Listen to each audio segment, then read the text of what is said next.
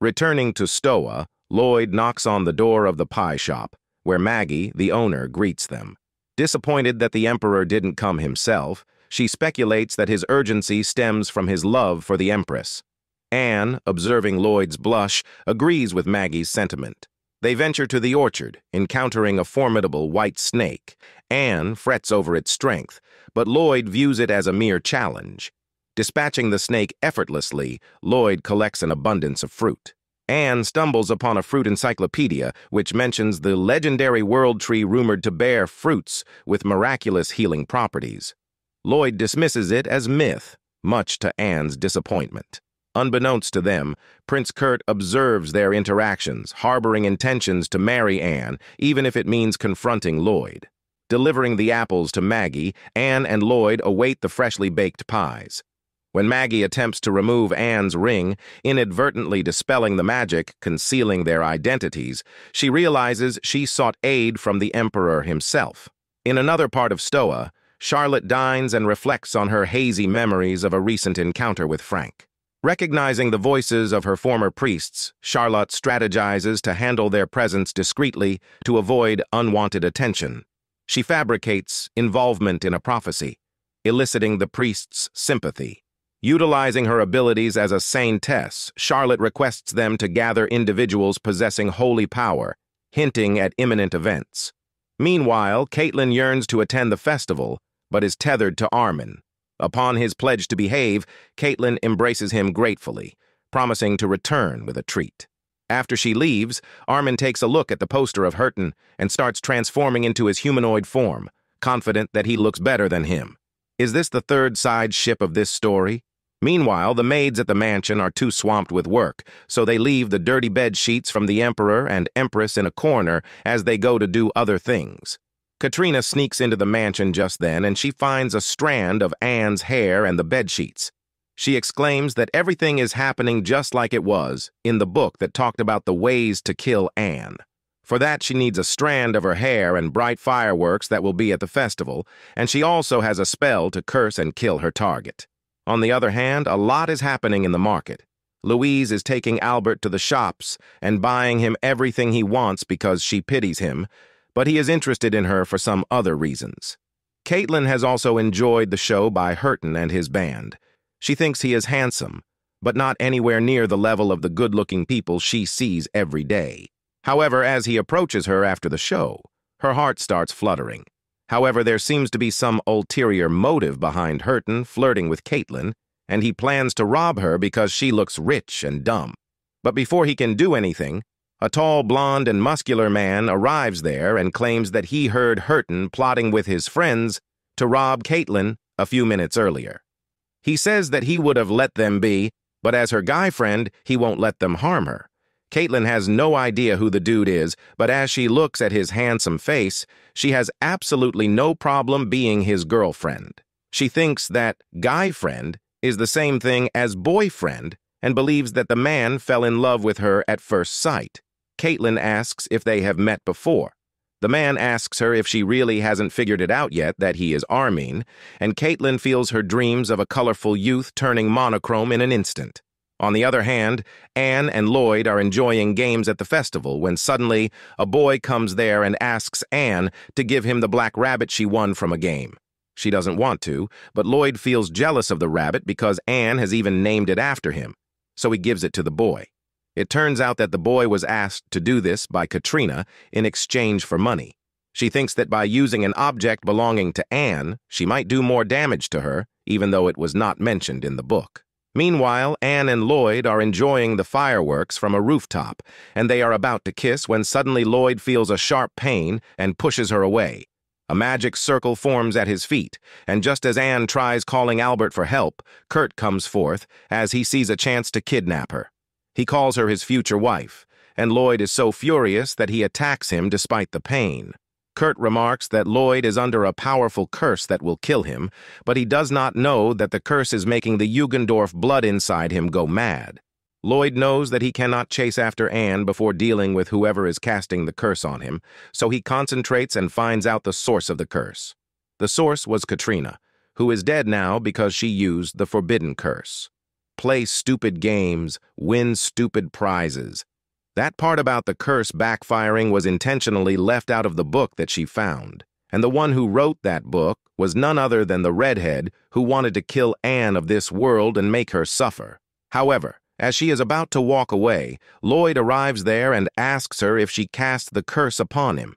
The redhead is horrified that he got caught up in the curse and not Anne, and she realizes that Katrina used her useless brain and did something that was not necessary. Lloyd is about to kill her, and even though she feels sad to hurt him, the redhead attacks him, thinking that he is not the Lloyd of her world. In the meantime, Kurt has taken Anne far away, and he takes a break to tell her that she is this world's ender.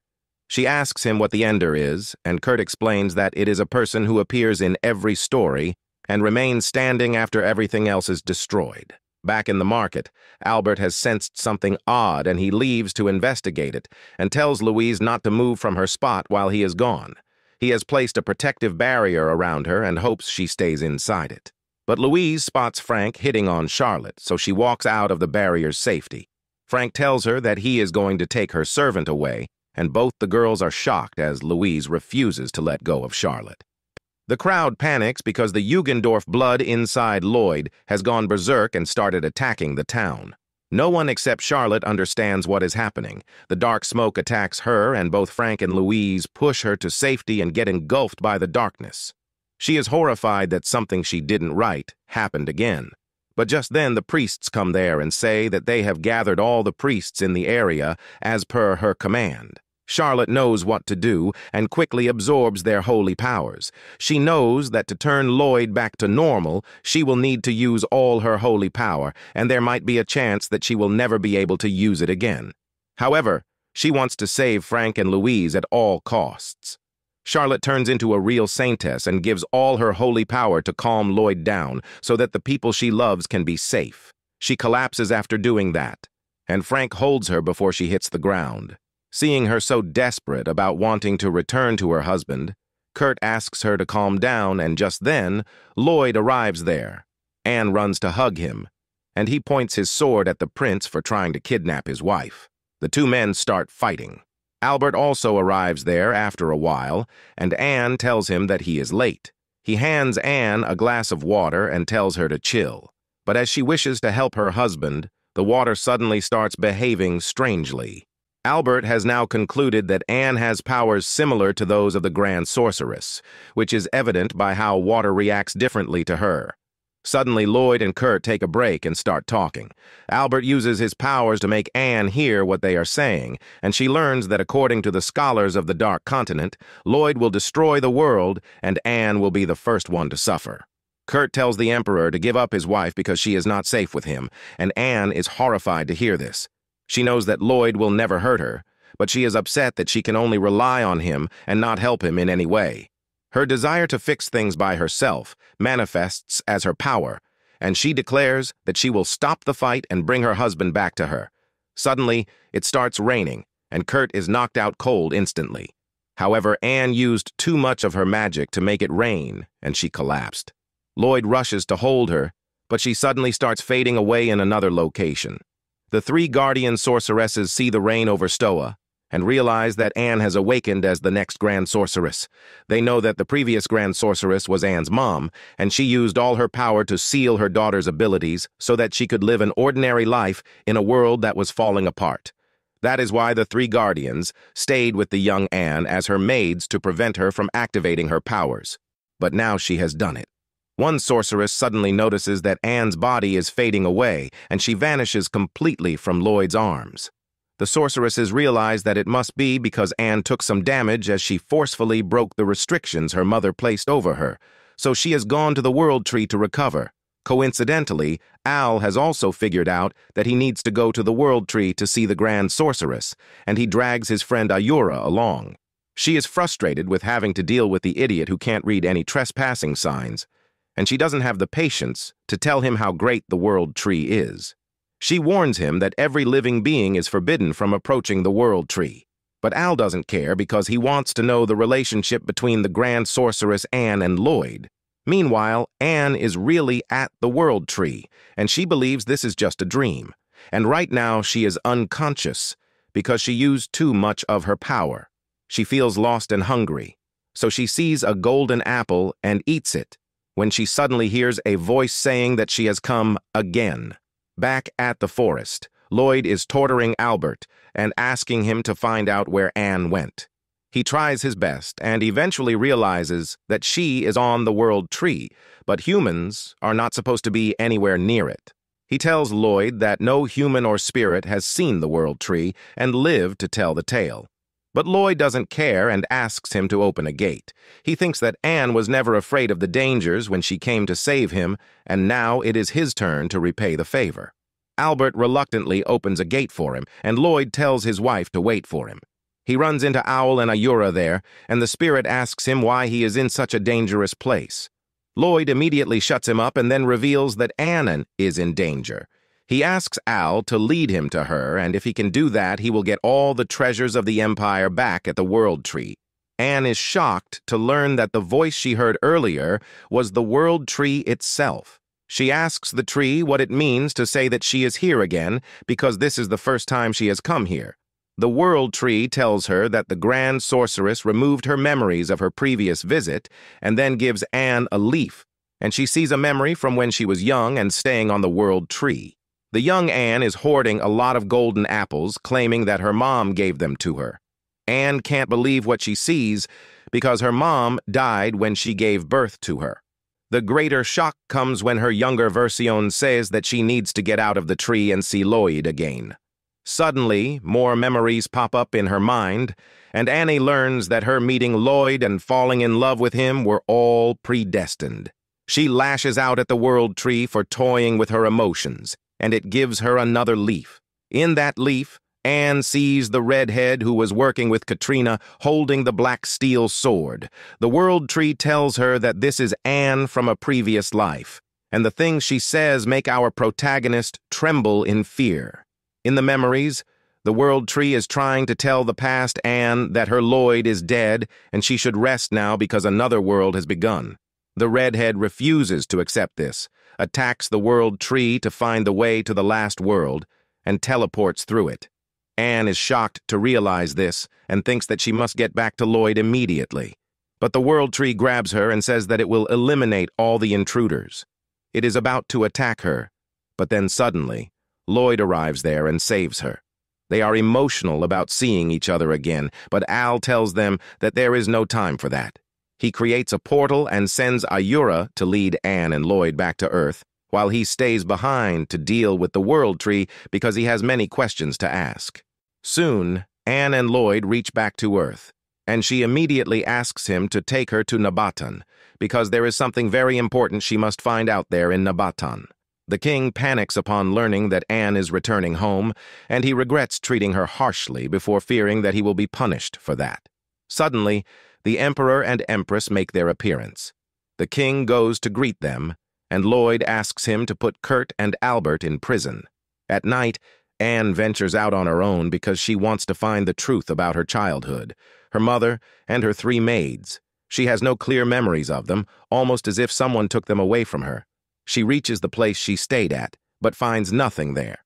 The next morning, she goes to the alleged grave of her mother and digs it up, only to find that the coffin is empty. Anne is distraught because she just found out that she had been talking to an empty grave her entire childhood. As she reaches her room, she starts crying, wondering if her whole life was a lie. Lloyd hugs her and tells her that no matter what, her memories with him are real. With that, they start practicing making babies, and after that, Anne asks Lloyd to tell his backstory too. On the other hand, Caitlin wakes up and finds that Armin is back in his dragon form. She wants him in human form. And then she started hitting him, saying that he should have told her in advance that he was this handsome because then she wouldn't have exposed her embarrassing side to him. She confessed that she liked him, and that led to a series of events which ended up giving Caitlin a strange tattoo she has no idea about. Soon after that, they return to the Empire. On the other hand, Armin nervously approaches Caitlin and says that he knows she likes him, and she runs like female Usain Bolt on hearing this. However, as she hides, a knight delivers her a letter from her mother. Moments later, Caitlin goes to Anne and gives her resignation from the post of her lady-in-waiting, and Anne cannot accept it. She asks the reason behind it, and Caitlin replies that a monster outbreak has started in her territory and she has to go home and help her mother. Anne asks her if she has told Armin about it, but Caitlin thinks that it is better if she uses this chance to get away from him forever and live a normal life. She cries and hugs Anne, who doesn't want to poke her nose into her friend's personal life. After that, Anne, Lloyd, Albert, and Kurt are in a meeting to pool their information to save the world.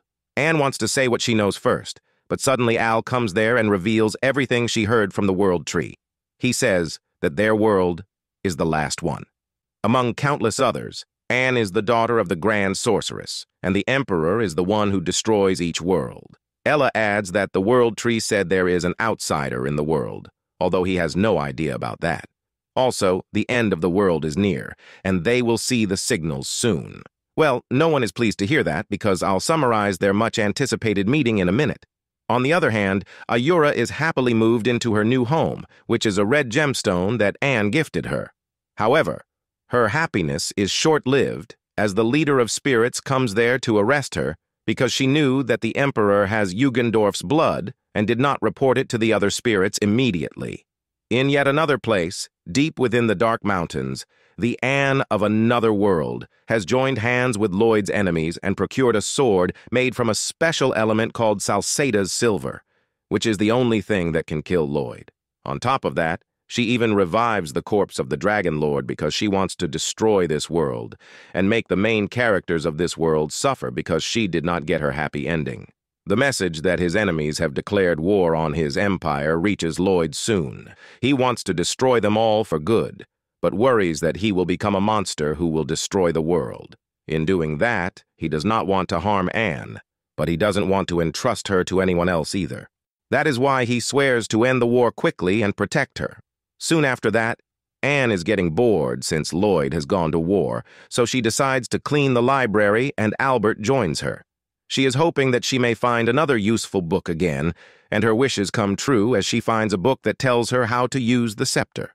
However, before she can read it, suddenly the king of the spirits comes there and asks Anne where the person with Jugendorf's blood is because he plans to deal with him. Anne is not happy that someone came to her home and started treating her husband like a dangerous object, and she hits him with her scepter. On the other hand, Caitlin is back in her home country and she is fighting monsters in the Dark Mountains.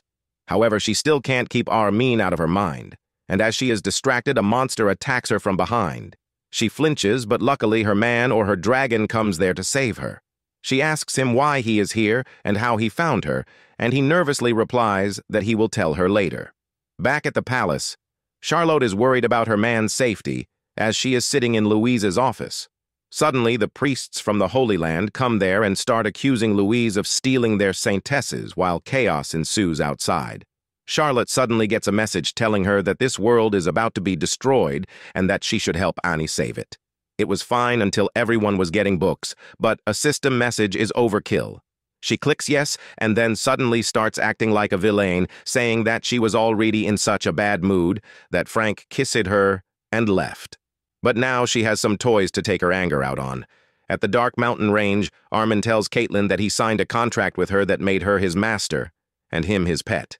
Now he needs to spend all his life with her, listening to whatever she says. Caitlin freaks out on hearing this and tells him to break the contract immediately, but Armin tells her that it cannot be broken.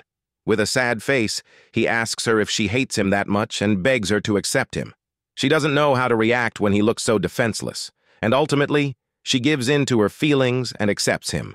They kiss, but their moment is disturbed as something flies over them. Armin is shocked because he recognized that dark flying thing is his mom, who should be dead and buried, and he tells Caitlin that they should follow her. Meanwhile, in the Dark Mountain Range, Lloyd's soldiers have found that all the enemy kings who waged war against them are already dead. As Lloyd wonders what killed them, Anne from the previous world appears along with the Dragon Lord. Back at the Imperial Palace, Anne is constantly hitting the Spirit King, saying that she won't let anyone take her husband away from her. Suddenly, a pair of white hands stop her, and Anne realizes they are the same ones that pushed her inside the portal. Albert tells Anne to get away as the hands can be dangerous, but she has figured out the truth that they are the hands of Anne from another world. She is right, and just as she acknowledges this truth, a spiritual form of the first Anne appears before her. She reveals that all the books she received were sent by her and other past variants because they think of her as their hope. She opens a portal and offers her hand to RMC. Just as their hands touch, the restrictions placed upon her by the Grand Sorceress completely break, unleashing her true power as Anne enters a strange dimension. After stepping into the portal, the first one gives her one last gift before vanishing, her lost memories. Anne learns that her mother really died soon after giving birth to her, but she contacted the 3 guardians in time who decided to erase their existence from the world and became her maids. Anne asks the first one if she knows how to save the world, and she whispers something in her ears before she opens the portal that will lead her to Lloyd, who is fighting the reanimated Dragon Lord. Lloyd is almost out of energy, and he thinks that it is going to be his end. He is happy that if he dies here, he won't ever hurt Anne again. But obviously, she is not going to let that happen. Anne suddenly teleports in front of him and asks him if he is going to die. He is trying to process everything like he still has Windows XP running in his brain, and then Anne tells him that if he dies, she will marry Kurt and have 10 children with him. Lloyd stops her, and Anne stops pretending to be angry at him. She suddenly hugs him, saying that she will be devastated if he dies. Just then, Armin and Caitlin come there, and they are both angry at the evil Anne who is controlling the Dragon Mommy. Even though they are here, Anne knows that they are not the ones she needs to save the world. According to the first one, she needs the greatest magician, the strongest spirit, and a foreigner to save the world. Anne uses her power as the Grand Sorceress and summons all 3 to her immediately, and everyone is shocked to learn that Charlotte is the foreigner. Suddenly, the evil Anne commands the Dragon Lord to burn everyone down. However, the dragon's son and daughter-in-law decide to stop her. In the meantime, Anne asks Charlotte what exactly being a foreigner means. Charlotte reveals the truth that they are all characters in her novel, and one day she simply found herself in the body of the Saintess. However, the evil Anne is so mad that even side characters get to flirt in front of her, and she attacks them with her fire magic. The real Anne tries to stop her, but her power weakens, and Lloyd pushes her out of harm's way to take the attack. The evil Anne reveals that the protagonist is not the only one receiving help from her past. Variants of some of the Annes of the past have no hope in her, and they want to watch the world burn at the hands of the redhead. She declares that she will destroy the world and charges at them. Lloyd is afraid that he cannot protect Anne at this rate, and he begs for someone to help him. The murderous voices inside his head hear his voice, and they are glad that it is the first time he asked them for help. Suddenly, he sees the dark figures as children who are happy that he is relying on them when he was the one who bore the weight of their hopes and despair for so long. They give him their strength, and Lloyd gets up. He rushes at the evil Anne, thinking about how his wife used all her power to save him from Kurt, and then vanished. He doesn't want to lose her again, not even for a moment. That is why he stabs the evil Anne who had dropped her sword just before they clashed. She came to this world with hate and resentment in her heart, but deep down she just wanted to see Lloyd alive one last time. She dies, and her control over the Dragon Lord vanishes. The Dragon Lord is pleased that her son stopped her, and he has even found a beautiful life partner. And then she vanishes peacefully. Meanwhile, Lloyd is facing the consequences of unleashing the full power of Jugendorf's blood, and his body is about to break down. Anne runs to him and tries to heal him with the help of Al and Albert, but nothing seems to work. She breaks down, thinking that she can't save the man she loves, but then suddenly thousands of books fall from the sky, all from the previous Annes who tell the current one to do her best. Their messages contain traces of their magical power, and everything is accumulated inside one. She thinks that all her previous versions lived lives that were filled with good and tragic moments, and she wants to save this world for them too.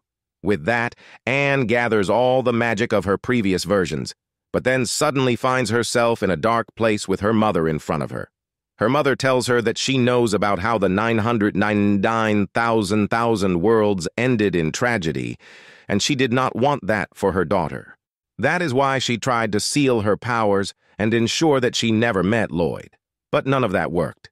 She apologizes for trying to keep her safe in a crude and clueless way. But Anne simply hugs her mom and assures her that she won't let her story end in tragedy. She asks the Grand Sorceress to lend her power to her as well, who smiles as she accepts her request. After absorbing her mom's power, Anne is finally able to stop Lloyd from being destroyed. She is happy, but then immediately sets out on her next mission, which is to save the world. With the author's help, Anne asks Charlotte to rewrite the story right from its setting and make it free from Jugendorf's blood, wars, and any kind of tragedy. Suddenly, a system window opens in front of Charlotte again, and she asks her if she wants to help Anne. She immediately agrees to do that, and then the two girls go to a place where they can edit the original manuscript of the book. They make Jugendorf's blood disappear from Lloyd's body and write that when Louise dies, the final traces of it will also disappear from the world completely. With that, they bring about the happy ending of the story. Back at the palace, Louise's finger suddenly starts to bleed, and she wonders where everyone else is. Suddenly, she hears the voice of young Albert and turns around to find the fully grown one. She is flustered upon seeing him, but now Albert has no plans of hiding anything from her. And he says that he is interested in her partially because he likes her and partially because she is the only one who still has Jugendorf's blood on the battlefield. Lloyd hugs Anne tightly, but then she pushes him away, saying that she cannot be the only one who is happy. She says that there are too many Annes and Lloyds who are still doomed for a tragic end. And with the help of Charlotte, she wants to save them all. Lloyd is horrified to hear this because he knows it can take a very long time. He does not want her to go away, but Anne tells him that she will not return until every other version of them achieves happiness. She asks him to wait for her as she disappears into a portal, leaving Lloyd devastated. 2 years later, a minister suggests Lloyd take a new empress. Since Anne has not returned yet, he simply commands the minister to be buried alive because he is certain that his wife will return after finishing her mission. Meanwhile, in another world, the redhead Anne wakes up from a terrible dream about the world being destroyed. However, as soon as she wakes up, she finds her Lloyd alive and well. 3 years pass like this. And one day, as Louise and Albert are planting some more people, it suddenly starts to rain. Out of nowhere, Frank remarks that it is just like that day in Stoa. But before he can complete his sentence, Lloyd has already left the room. He runs to the garden and finds that Anne and Charlotte have returned from their mission. Anne and Lloyd are delighted to see each other. They hug each other, and everyone lives happily ever after. Love the manhwa? Subscribe for more. Your support makes it all possible. Hit subscribe now!